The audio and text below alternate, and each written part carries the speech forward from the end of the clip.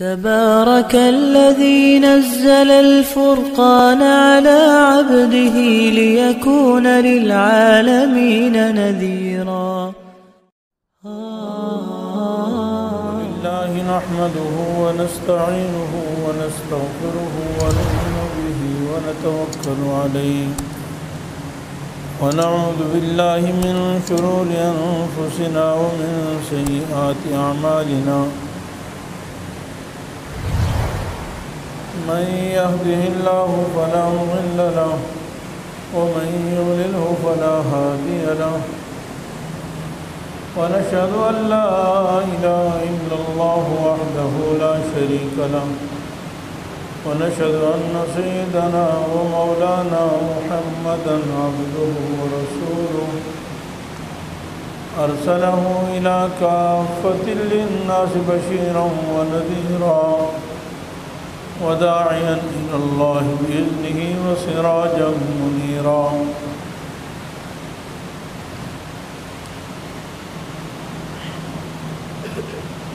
أما بعد فأعوذ بالله من الشيطان الرجيم. بسم الله الرحمن الرحيم. يا أيها الذين آمنوا توبوا إلى الله توبة نصوحا. وقال تعالى في مقام آخر وتوبوا إلى الله جميعا أيها المؤمنون لعلكم تفلحون.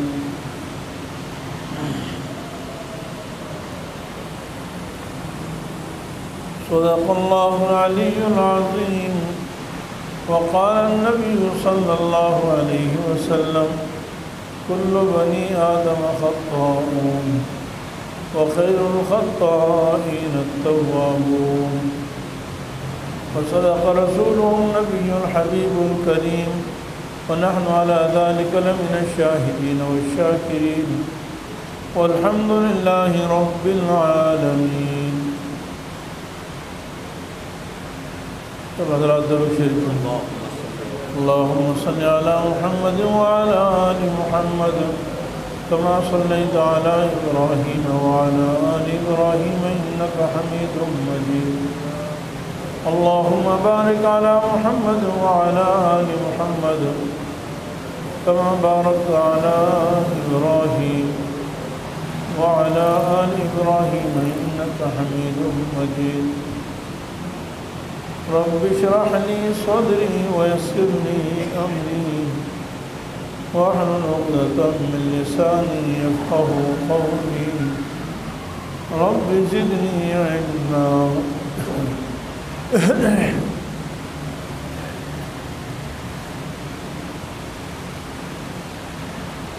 سب تعریفیں اللہ جل جلالہ کے لیے ہیں.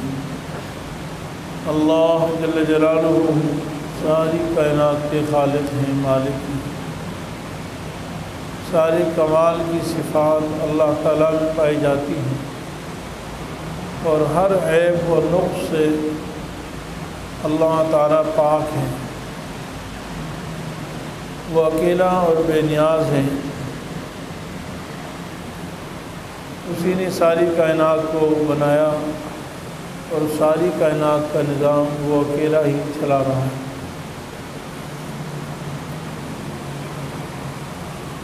کائنات میں خوش نصیب، خوش وقت اور کامیاب انسان وہ ہے جو اپنے اللہ تعالیٰ کو راضی کر لے. اللہ تعالیٰ کی بے شمار نعمتیں ہیں. ان نعمتوں میں رمضان مبارک کا بابرکت اور مقدس مہینہ ہے جو اللہ تعالیٰ نے خالص اپنے فضل سے بغیر کسی استحقاق کے مجھے اور آپ کو عطا فرمایا. آج رمضان مبارک کی 27واں روزہ ہے اور بقیہ صرف 2 یا 3 دن باقی ہیں.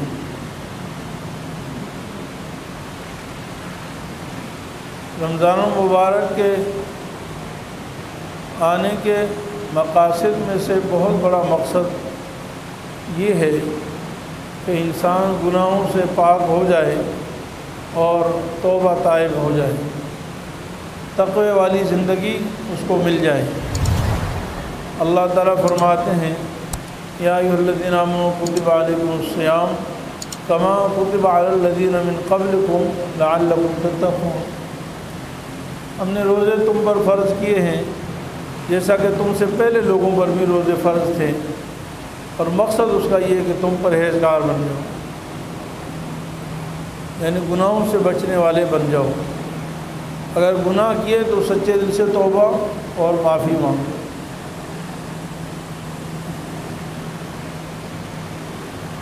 رمضان المبارک کا مہینہ خصوصی اللہ تعالیٰ کی مغفرت کا ہے۔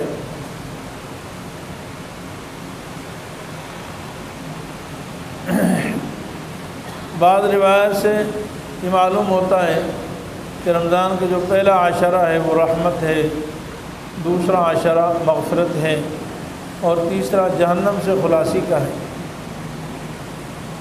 مغفرت بھی گناہوں کی معافی کا نام ہے، اور جہنم سے خلاصی کا مطلب بھی یہی ہے کہ اللہ تعالیٰ گناہوں کو معاف فرما کے جنت نصیب فرما دیتے ہیں۔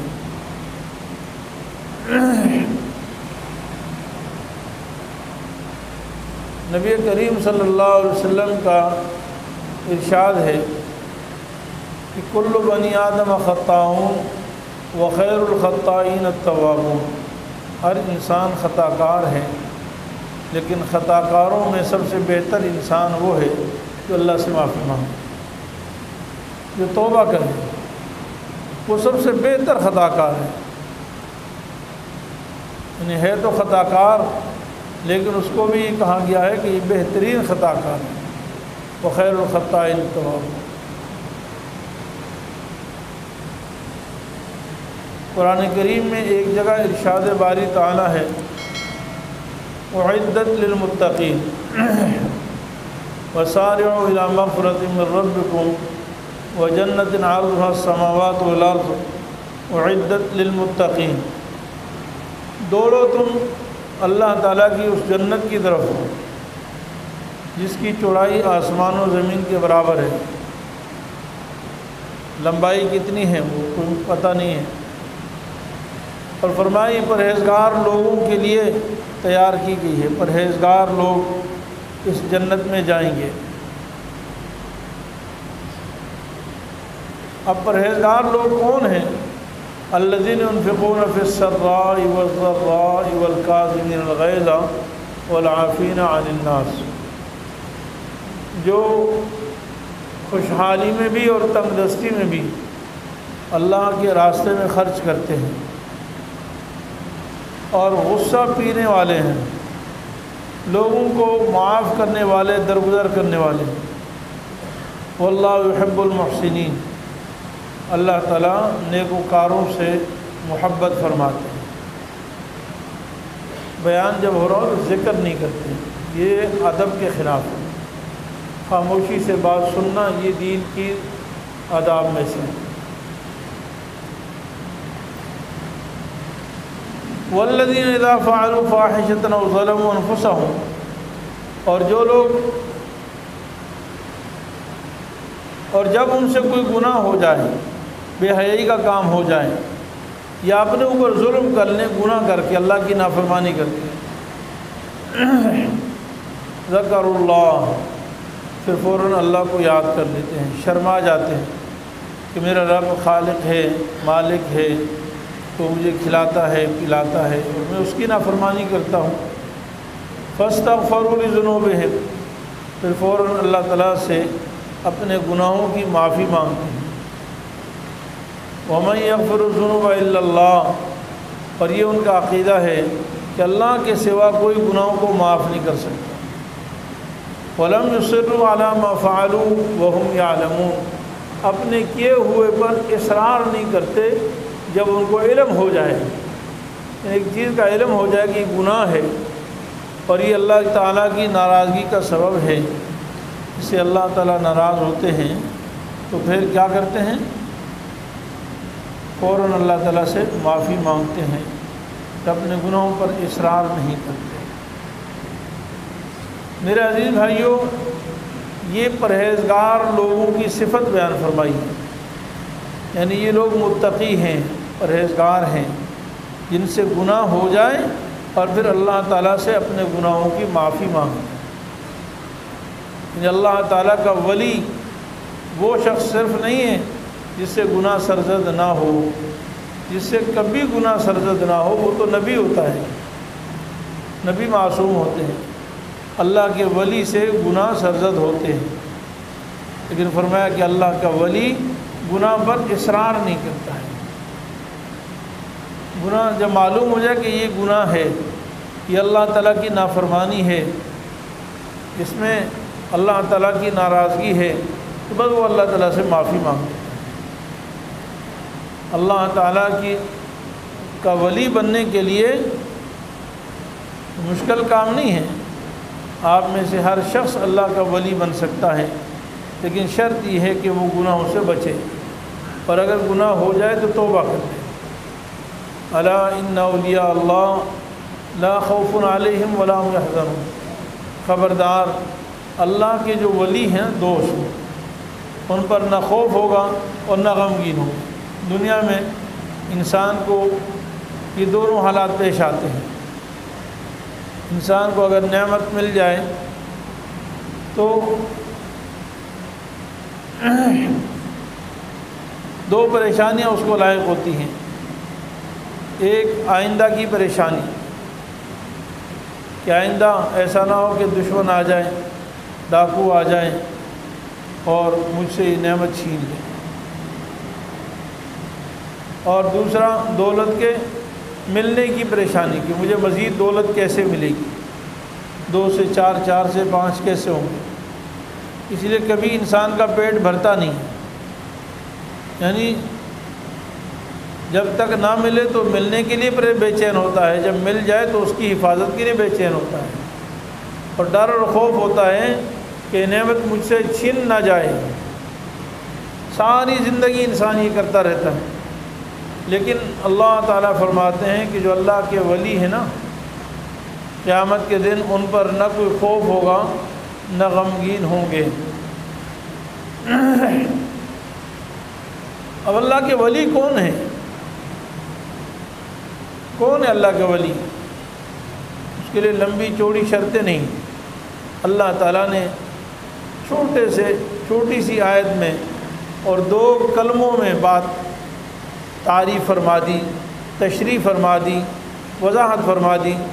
الذین آمنوا وکانوا یتقون، ایمان لے آئیں، پہلی شرط ہے ایمان۔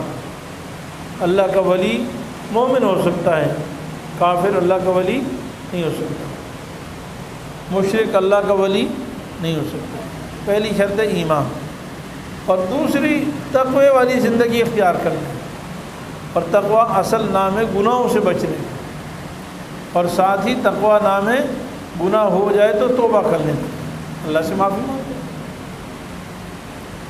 تو میرے عزیز بھائیوں، ہم میں سے ہر شخص اللہ کا ولی بن سکتا ہے۔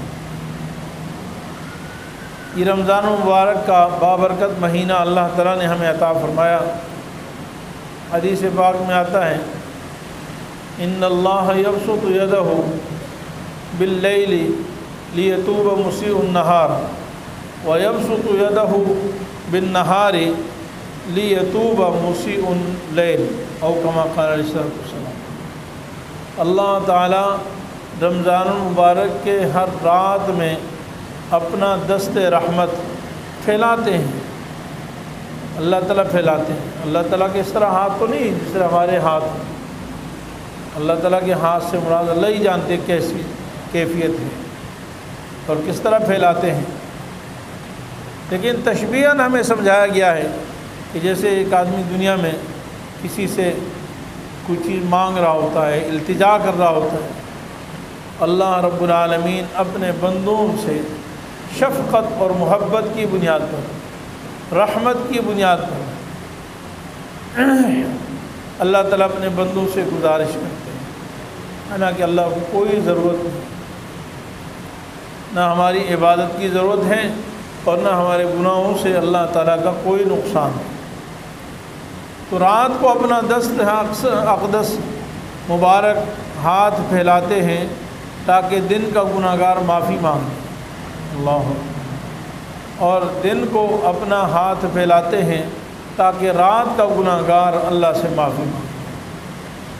ہے کائنات میں کوئی ایسا شفیق، ایسا مہربان جو غلطی کرنے والے کے پیچھے خود ان کو سمجھائے، اس کو بجھائے کہ آجا معافی مانگ لے، میں معاف کر دوں، میں معاف کرنے کے لیے تیار ہوں، مجھ سے معافی مانگ لو۔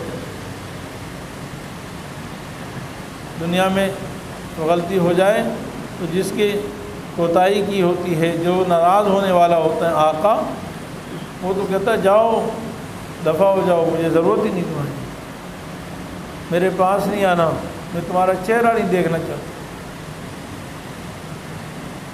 چند دن پہلے یہاں پر ایک ساتھی آئے، اپنی والدہ کے بارے میں بتانے لگے کہ 2 مہینے ہو گئے ہیں، والدہ کو روزانہ فون کرتا ہوں، بھائیوں کو ملاتا ہوں، وائف کو ملاتا ہوں، اور مختلف طریقوں سے کوشش کرتا ہوں، لیکن والدہ مجھ سے بات نہیں کر رہی ہیں، اور وہ بد دعائیں دیتی ہیں، اور کہا میرے جنازے میں نہیں آنا ہی نہیں میرے پاس۔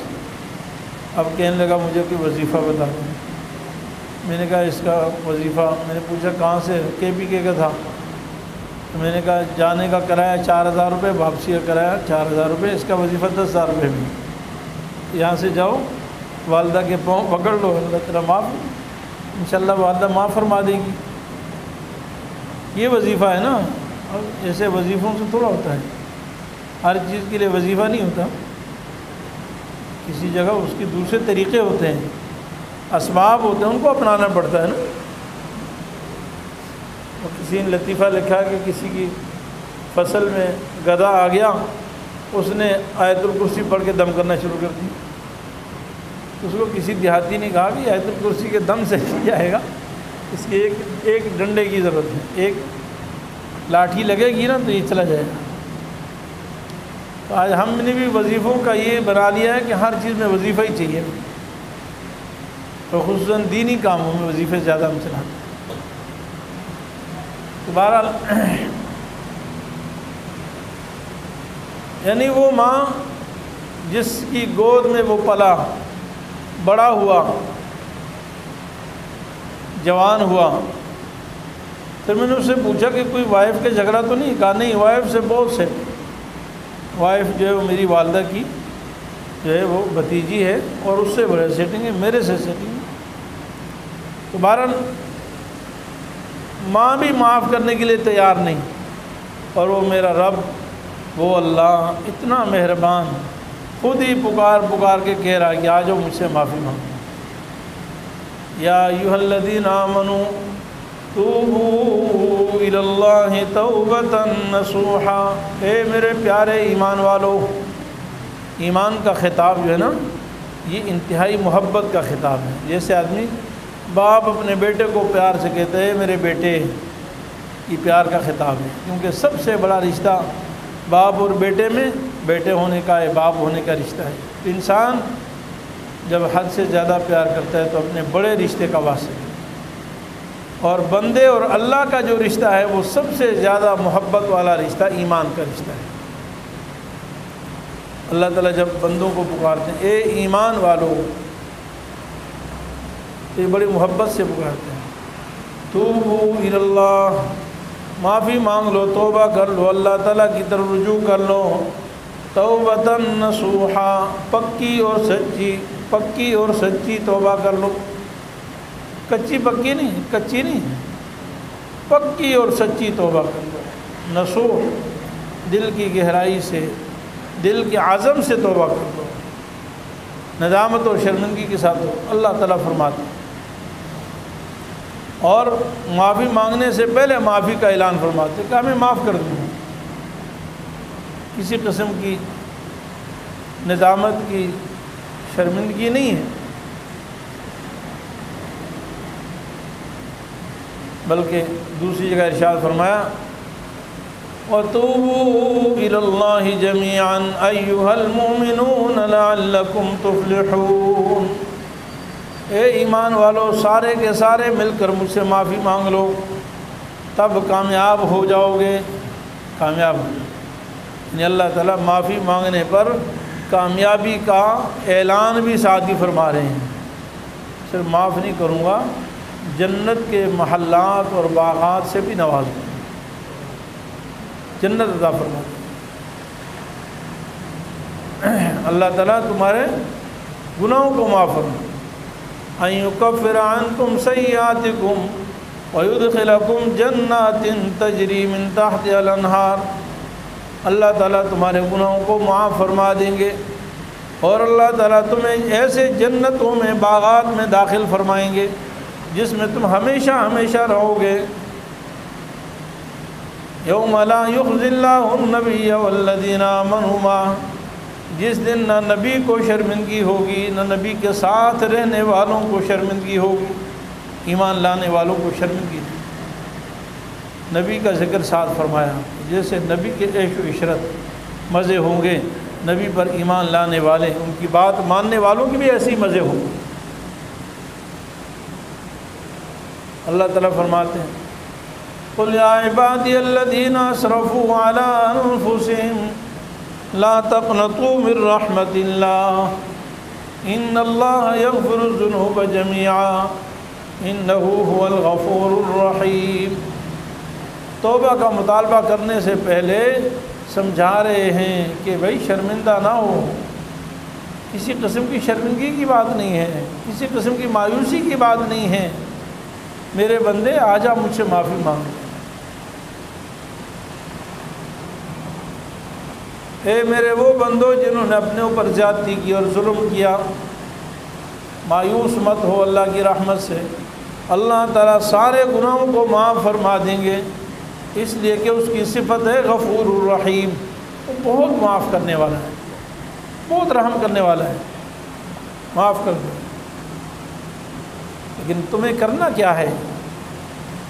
آ جاؤ آج میری طرف، وَأَنِيبُوا إِلَىٰ رَبِّكُمْ وَأَسْلِمُوا لَهُ مِن قَبْلِ أَن يَأْتِيَكُمُ الْعَذَابُ ثُمَّ لَا تُنصَرُونَ، رجوع کرو اللہ کی طرف اور اس کے سامنے گردن جھکا دو۔ یہ تکبر کی گردن، یہ اللہ کی نافرمانی کی گردن، یہ شیطان کی تابعداری والی گردن، اس کو جھکا دو۔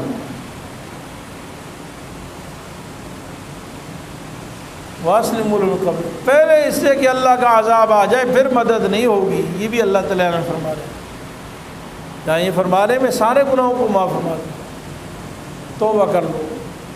لیکن وہیں یہ بھی اللہ تعالیٰ فرما رہے ہیں کہ اگر اللہ کا عذاب آ گیا اور تم نے معافی نہیں مانگی تو پھر تمہیں معاف نہیں کروں گا، یہ بھی اللہ تعالیٰ فرما رہے ہیں۔ وَاتَّبِعُوا أَحْسَنَ مَا أُنزِلَ إِلَيْكُم مِّن رَّبِّكُمْ، اور پیروی کرو اس کی جو ہم نے تمہاری طرف بہترین کتاب نازل فرمائی ہے، قرآن کریم نازل فرمایا ہے، اس کی اتباع کر دو۔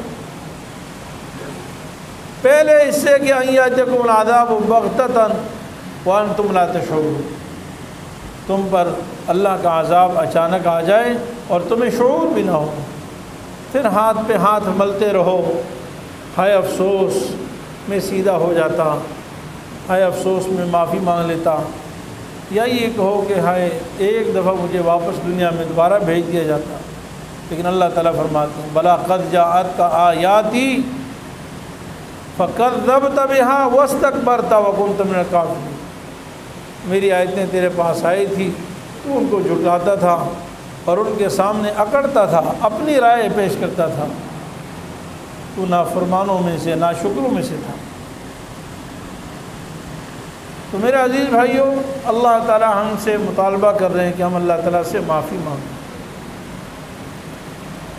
ہر رات اللہ تعالیٰ بنو کلب کی بکریوں سے زیادہ لوگوں کی بکریوں کے بالوں سے زیادہ لوگوں کی اللہ تعالیٰ مغفرت فرماتے ہیں۔ بڑا ہی بدبخت انسان ہوگا وہ شخص جس کو رمضان المبارک میں بھی معافی نہ ملے اور وہ اپنے گناہوں سے توبہ نہ کرے۔ بڑا سنگ دل، پتھر دل ہے وہ انسان جس پر اللہ تعالیٰ کے دیے ہوئے یہ موقع اور یہ زمانہ اور یہ مہلت اور یہ عبرت و نصیحت کی باتیں، یہ ماحول رمضان مبارک کا بابرکت ماحول، مقدس ماحول، پورے رمضان میں قرآن کریم کی تلاوت کا ماحول، ہر وقت ہر طرف ذکر و اذکار کا ماحول، پھر آخری رمضان میں اعتکاف، لوگ اس قدر جد و جہد میں لگے ہوئے دن رات اپنی معافیاں مانگ رہے ہیں، اپنے آپ کی مغفرت کا فیصلہ کروا رہے ہیں اللہ تعالیٰ سے، اور یہ بدبخت اس ماحول میں بھی محروم رہ جائے تو یہ تو پورا ہی بدبخت ہے۔ نبی کریم صلی اللہ علیہ وسلم نے فرمایا تراویح جو خشوع خضوع سے ایمان کے ساتھ پڑھتا ہے اس کے سارے گناہ معاف ہو جاتے ہیں، روزے خشوع خضوع سے ایمان کے ساتھ رکھتا ہے اس کے سارے گناہ معاف ہو جاتے ہیں، اور اسی طریقے سے لیلۃ القدر میں قیام کرتا ہے یعنی اللہ کی عبادت کرتا ہے، اللہ تعالیٰ اس کے گناہوں کو معاف فرما دیتے ہیں۔ لیلۃ القدر کی عبادت 1000 مہینوں سے افضل اور بہتر ہے، اور اللہ کی رحمت کے فرشتوں کا ہجوم ہوتا ہے، روح زمین بھر جاتی ہے، پاؤں رکھنے کی جگہ نہیں ہوتی، اللہ کے فرشتے اس قدر روح زمین پر نزول فرماتے ہیں، اور رحمتیں لے کر، خوشخبریاں لے کر، سلامتی کے وعدے لے کر، پروانے لے کر، مغفرت کے پروانے لے کر حاضر ہوتے ہیں۔ جب روح زمین پر اتنے فرشتے ہوں، رحمت ہی رحمت ہو، رحمت کی برسات ہو، اور رحمتوں کے پروانے ہوں فرشتوں کے پاس، تو وہ شخص جس کو معافی نہ ہو وہ تو بدبخت ہے نا۔ پھر نبی کریم صلی اللہ علیہ وسلم نے فرمایا، ارشاد فرمایا کہ لیلۃ القدر میں جو مکمل محروم القسمت ہے نا، جس کی قسمت میں کچھ نہیں ہے، بہت محروم ہے، وہ محروم رہ جاتا ہے، ورنہ سب کی مغفرت ہو جاتی ہے۔ وہ سنگ دل، وہ پتھر دل جو بالکل محروم القسمت ہے وہ رہ جاتا ہے، باقی سب کی اللہ تعالیٰ مغفرت فرمائے۔ اور بدبختی کیوں نہ ہوگی جب نبی کریم صلی اللہ علیہ وسلم نے خود بددعا فرمائی ہے۔ آپ صلی اللہ علیہ وسلم منبر رسول پر اوپر تشریف لا رہے تھے، پہلی سیڑھی پر پاؤں رکھا تو آمین فرمایا، دوسری سیڑھی پر پاؤں رکھا تو آمین فرمایا، تیسری سیڑھی پر پاؤں رکھا تو آمین فرمایا۔ صحابہ نے پوچھا کہ کیوں آمین؟ یہ مشہور حدیث ہے۔ رسول اللہ صلی اللہ علیہ وسلم نے ارشاد فرمایا میرے پاس جبریل امین آسمانوں سے آئے بھی کب؟ جب آپ ممبر پر چڑھ رہے تھے۔ ممبر تو معزز جگہ ہے نا، ممبر پر چڑھ رہے تھے، اور اس موقع پر اتنی اہم بات کہ انہوں نے 3 دعائیں مانگی اور مجھے کہا کہ آپ تینوں پر آمین کہیں۔ پہلی دعا یہ کہ جس شخص کے سامنے میرا نام لیا جائے، سرکار دو عالم خاتم الانبیاء صلی اللہ علیہ وسلم کا نام لیا جائے اور وہ مجھ پر درود نہ بھیجے، وہ بھی برباد ہو جائے۔ آپ صلی اللہ علیہ وسلم سارے برکات، یعنی جتنا کچھ ہمارے پاس ہے وہ سب حضور کے تحفے ہیں، حضور کے فیض سے آیا ہے۔ آج مسلمان ہیں، قرآن ہے ہمارے پاس، اللہ کی جتنی نعمتیں ہیں وہ سب حضور کی توفیق سے۔ حضور صلی اللہ علیہ وسلم کی محبت میں ادنا سی کمی ہو تو ایمان خالی ہو جاتا ہے، ایمان نہیں رہتا۔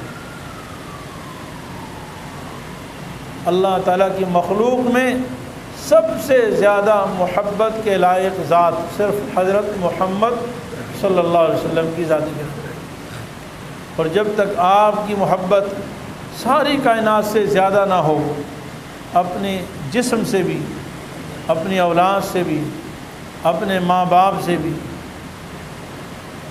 اس وقت تک وہ مومن ہی نہیں ہو سکتا ہے، ایمان کی بنیادی شرط۔ دوسری دعا یہ فرمائی جس کو ماں باپ دونوں یا ایک بڑھاپے میں مل جائیں، یعنی بوڑھے عمر میں، جوانی میں تو خود اپنے آپ کو سنبھال لیتے ہیں، بڑھاپے میں خدمت کے محتاج ہوتے ہیں، اور وہ ان کی خدمت کر کے اپنی مغفرت نہ کروا لیں تو وہ بھی برباد ہو جائے، جنت میں داخل نہ ہو جائے وہ بھی برباد ہو جائے۔ آپ صلی اللہ علیہ وسلم فرمائے آمین۔ اور تیسری جو دعا ہے جس کا آج بیان کرنا مقصود ہے، اس میں میرے لیے اور آپ کے لیے عبرت و نصیحت ہے، وہ یہ کہ رمضان کا بابرکت اور مقدس مہینہ اس کو مل جائے اور وہ اپنی مغفرت نہ کروائے۔ میرے عزیز بھائیوں، ہماری زندگیوں میں بالغ ہونے کے بعد کتنے مہینے آ گئے ہیں۔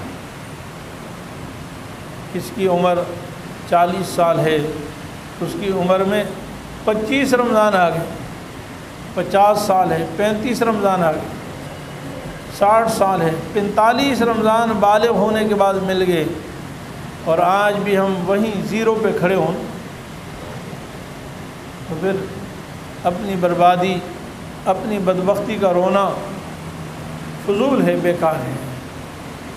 اس شخص کی بربادی اور ہلاکت میں کیا شک ہوگا جس کی بربادی کی بد دعا جبریل فرمائیں اور جس پر آمین خاتم الانبیاء رحمت للعالمین صلی اللہ علیہ وسلم فرمائیں۔ میرے عزیز بھائیوں، بس یہی درخواست کرنی تھی، رمضان کا آخری جمعہ ہے اور 1-2 دن باقی ہیں، اور جو آپ نے روزے بھی رکھے ہوں گے، تلاوت بھی کی ہوگی، صدقہ و خیرات بھی کی ہوگی، زکوٰۃ بھی دی ہوگی، اعتکاف بھی اللہ تعالیٰ نے بعض لوگوں کو نصیب فرمایا، اور بھی بہت ساری عبادات اللہ تعالیٰ نے آپ کو توفیق عطا فرمائی، لیکن سب سے اہم کام جو ہے وہ اپنے گناہوں کی معافی مانگنا ہے۔ ہم اپنے گناہوں کی معافی مانگیں۔ گناہ میں اور آپ خود سمجھتے ہیں، بعض گناہ ہمارے معاشرے میں اس قدر عام ہو چکے ہیں، کھلم کھلا گناہ ہوتے ہیں جن کو گناہ نہیں سمجھا جاتا۔ سب سے زیادہ جو ہے میوزک اور ناچ گانا ہے، گانے، فحاشی، بے پردگی اور بے حیائی اتنا عام ہو چکا ہے کہ اب وہ آنکھوں سے شرم و حیا ختم ہو چکا۔ اب مرد اور عورت کو دیکھنے میں یا ننگی یا برہنہ اور یا کپڑے پہنے ہوئے تصویر میں فرق نظر نہیں آتا۔ اذا لم تستحی فافعل ما شئت، نبی کریم صلی اللہ علیہ وسلم نے فرمایا کہ جب تم میں حیا نہ رہے نا تو تم میں اور جانوروں میں کوئی فرق نہیں، پھر کرو جو چاہو۔ عبداللہ ابن مسلمہ رحمہ اللہ امام بخاری کے شیخ ہیں، بغداد کے بدماش تھے، بغداد کے بدماش عبداللہ ابن مسلمہ رحمہ اللہ، اللہ تعالیٰ کہاں پہنچا دیتے ہیں۔ امام بخاری کے استاد ہیں، امام بخاری جیسے عظیم انسان کے استاد، لیکن تھے بغداد کے بدماش، چور، ڈاکو۔ بدماشی کیا کرتے تھے؟ ایک دفعہ حافظ ابو زرع رحمہ اللہ بہت بڑے محدث تھے، اور وہ حدیث کا درس دیا کرتے تھے، حدیث کا درس، تو ہزاروں لوگ ان کے درس میں بیٹھا کرتے تھے، صبح سے لے کر ظہر تک درس ہوتا تھا۔ لازم بات ہے بوڑھا آدمی صبح سے ظہر تک پڑھائے تو تھک کر چکنا چور ہو جاتا۔ ظہر کو آرام کرنے کے لیے دوپہر کو اپنے گھوڑے پہ سوار ہوئے اور گھر جانے لگے، کیونکہ وقت کے بڑے محدث تھے۔ راستے میں یہ بدماش آ گیا، تو یہ تو بدماش تھا، اس کو تو پرواہ نہیں تھی، جا رہا ہوں تھکا ماندہ اور تم مجھے کہہ رہا ہے چل ادھر بدماشیاں کر رہا ہے۔ اس حدیث کا ایسا اثر ہوا کہ وہ بے ہوش ہو کر غشی پڑی، نیچے گر گیا۔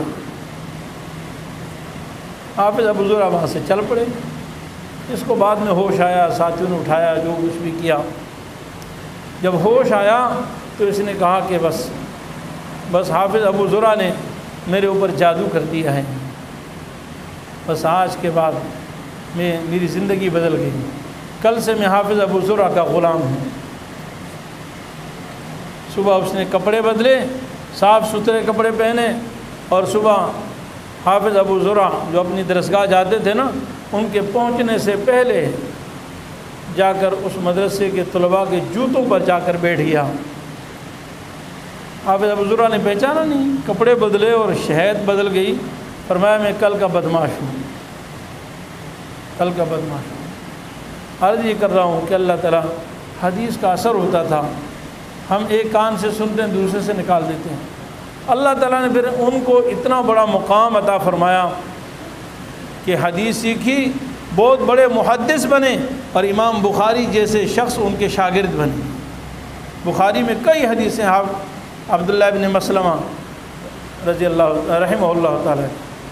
بہرحال تو میرے عزیز بھائیوں، ہمیں اللہ تعالیٰ کے قرآن، نبی کے فرامین سے عبرت نصیحت حاصل کرنی چاہیے، ہدایت حاصل کرنی چاہیے۔